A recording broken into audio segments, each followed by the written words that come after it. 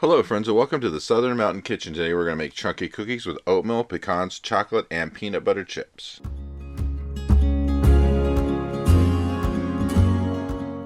So everything you see on my counter is what we're going to use to make these. There really isn't a lot of ingredients going into it to make something so amazing as these chunky cookies, but these are great.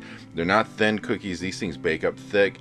They have all these ingredients in them, which, basically from the sugars and the pecans and the chips and everything going in the oatmeal, this is just a wonderful cookie and it's really great to eat.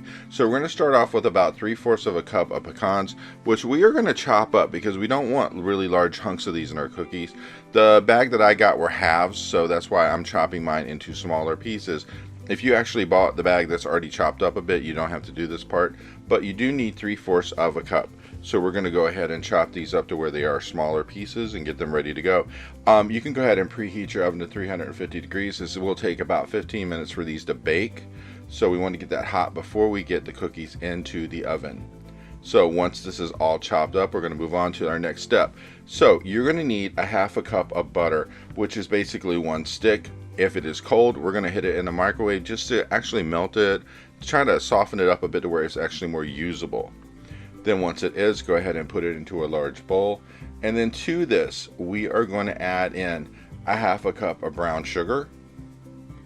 And then to that, we're going to add a half a cup of white sugar. So we want to get this in there first with the brown sugar and go ahead and start mixing it up. Make sure there are no lumps or hard pieces.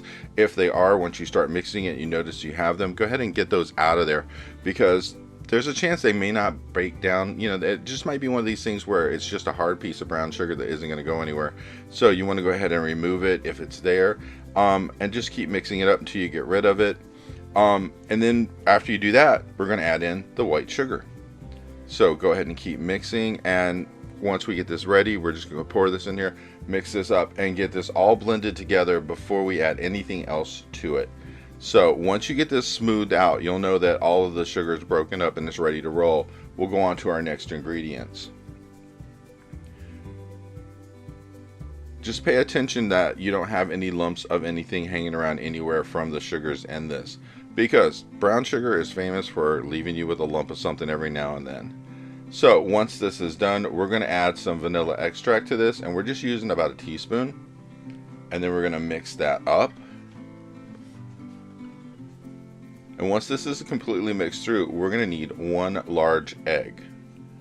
Now, when you get your egg ready for this, I have a habit of breaking my egg into another container and then pouring it in. It's just for the fact that, one, I don't want a shell ending up inside my mix, and two, you never know what's inside of that egg. It might have gone off, it might have blood in it or something. I don't play like that. I actually look at it in another bowl first before I put it in, and then make sure you break open that yolk and keep mixing this up until it's completely pulled together. And as we keep going, we're just going to keep adding the ingredients into the same bowl because it's just more convenient to do it this way. It works really well.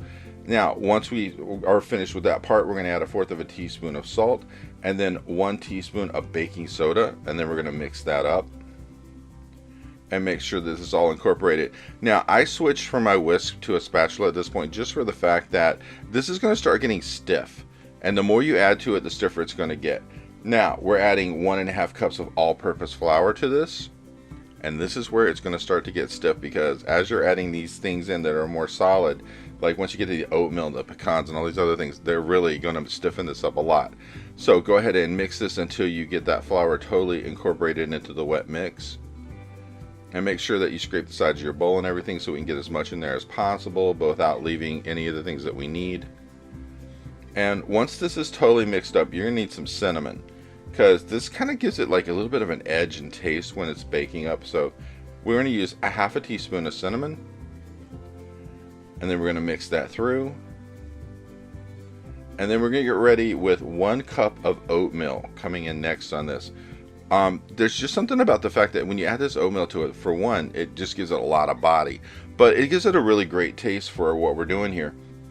And especially when you're adding in these other chips and everything to it, it's really great, and the nuts. So put your cup of oatmeal in there and mix it up again. And then after this, we're going to add in all the really good stuff like the nuts and the chips and everything that gives it all this extra flavor. So go ahead and mix this as well as you can. Get all of this incorporated. We don't want to leave any of this sticking to the side of the bowl. And then once it's in, we're going to start adding the other things to it. Now, when you add in the nuts and then the two kinds of chips, you really probably should like mix this through each time you put something in, because you want to get these really well distributed. We don't want them all just hanging around in one place in the bowl. So we're going to start with the nuts, and you know, we already chopped these up earlier. It's 3/4 of a cup, and we're going to mix those through. And then after this, we're going to come in with a 1/2 cup of chocolate chip. Now mine are the milk chocolate, so if you wanted to do something different like dark chocolate or whatever, you probably could easily do it. It will change the taste of this cookie a little bit because you're changing the taste of the chocolate. So once those nuts are moved through, we're going to add this whole cup of the chocolate chips, which was actually a 1/2 cup. And then afterwards, we have a 1/4 of a cup of peanut butter chips. So go ahead and mix these through as well as you can. As I said, this is going to get really stiff at this point. So it's kind of like one of these things where you have to really move it to get it through and get everything like circulated through the whole mix. And once the peanut butter chips are in here, mix it up one more time. Now, if you have not preheated your oven to 350 degrees, you need to do it now, because it's going to take at least, I'd say 15 minutes for these to cook. You might want to check them around 14 minutes to see how they're doing. And they're going to get kind of golden around the edge. If they are not golden, they're not ready yet. So you could take this up to 16 minutes if you had to, just to make sure that they get cooked through. Now, when we go to scoop these out to use them, you're going to need something like a medium cookie scoop. It's just going to make it easier on you to do. And you're going to need probably a couple of large pans with some parchment paper on them, so that way you can scoop onto them and use, because this is going to make like around 20 some cookies. So you just need some room to get these baked. So this is my pan, I have my parchment paper. I'm going to scoop this on, and I'm going to like leave it in like a ball. We don't want to like push this down, mush it out or anything like that, because when it cooks down, it's still going to be thick, and that's what we really want it to be. We don't want to mush it out till it's really flat, but do leave some room in between these, because when it does cook down, it actually spreads a little bit, and we don't want them touching each other when they're cooking up.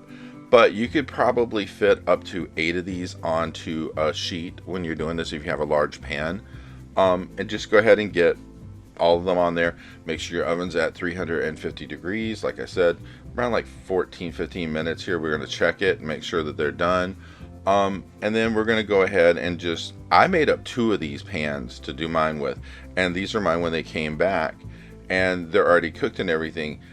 But you just need to make sure that you don't leave them on the pan when they come out. Let them cool for about a minute or two, and then move them over to a wire rack, because we want them to cool underneath without that hot pan under there making the cookies hard on the bottom, because these are chewy and we want them to stay chewy that way.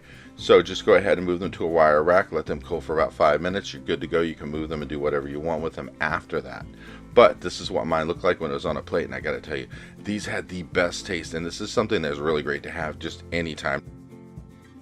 I hope you liked this video, and if you did, please like and subscribe. And if you get a chance, check out the Southern Mountain Kitchen website, where you can get a free recipe, check out the cookbooks available from the Southern Mountain Kitchen, and if you'd like to, you could order a cookbook at a discounted price, cheaper than Amazon, with shipping that is also cheaper than Amazon. So if you get a chance, check it out, and I hope you have a great day.